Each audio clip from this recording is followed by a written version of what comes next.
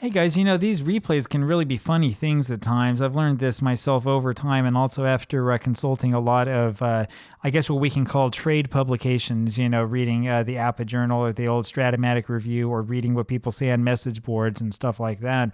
These are interesting replays because you would expect that when we replay a season with like a good pennant race, that a replay will also have a good pennant race and that it will involve the same teams.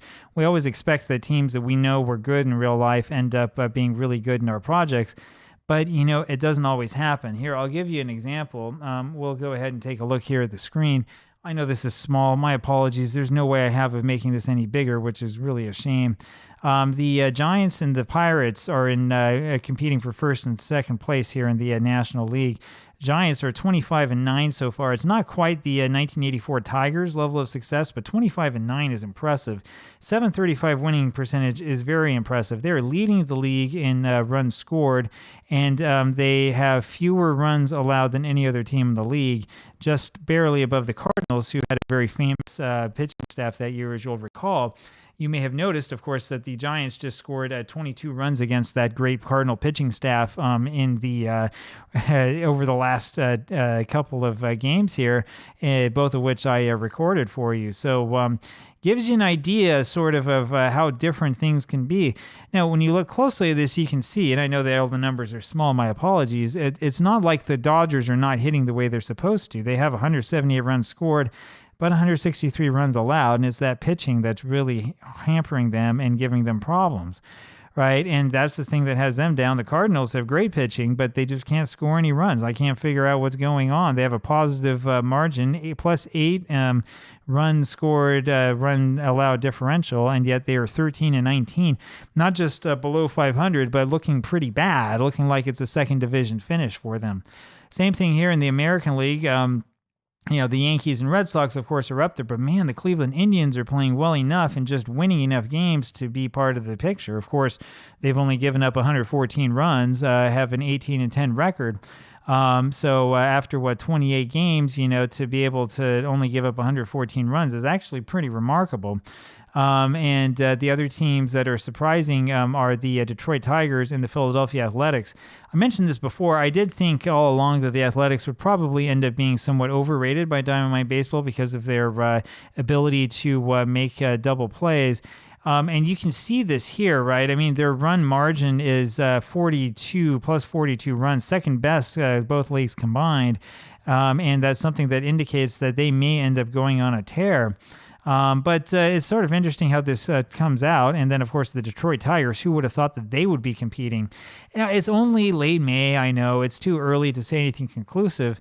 But for all the people who say, hey, these games are really predictable and only the same teams are going to win every time, you really should play these once in a while and see what comes out.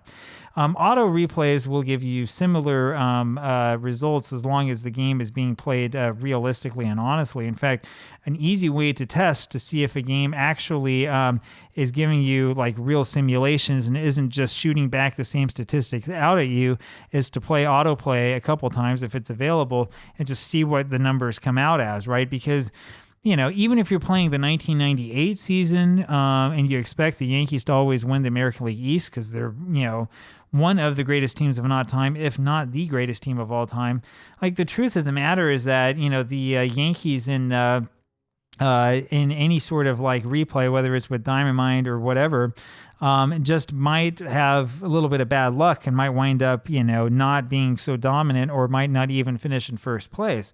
I know I've shared this before. There's somebody on the Diamond Mind Baseball Delphi forums who talks about doing a bunch of automatic 1998 replays with Diamond Mind, I think 100 of them. And in one of those 100, the Tampa Bay Devil Rays ended up finishing in first place. So, I've said this before, right? If you're doing that in autoplay, it's one thing and you're like, oh boy, that's interesting. It would be a lot more fun if you're doing a project like this and a team like that ends up winning. That's kind of what we have here, right? With the Giants and the Pirates competing so far. I mean, we'll see if that holds up. It might not hold up in the long term, but it would be interesting if it did, wouldn't it? I'll give you another example of this. I show this to you all the time. You've seen this a lot if you've been a fan of the channel. You can see here in the 1908 replay that the Philadelphia Athletics, of all teams, are leading everybody.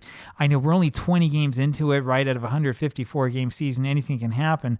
It's just interesting to know, though, at this pace that the Philadelphia Athletics are leading the American League, and that the teams are all so closely bunched together around 500, which tells me that just about anybody can get hot, right?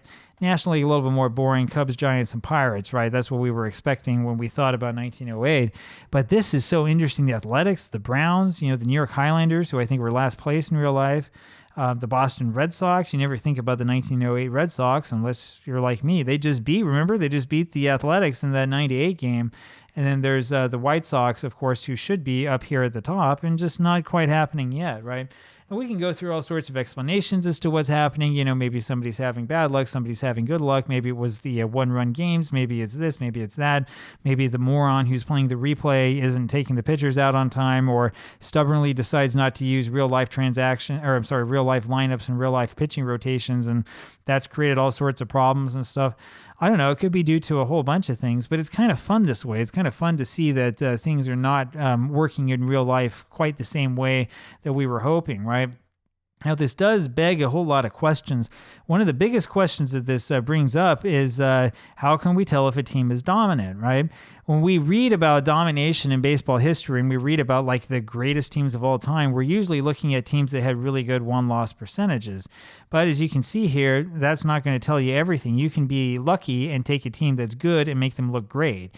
You could be unlucky and take a team that was actually really good and not even win the pennant, right?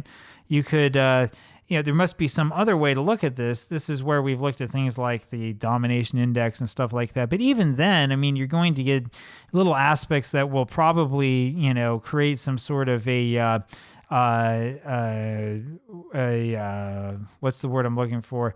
It probably creates some sort of like slight distortion, or it might sort of skew your results.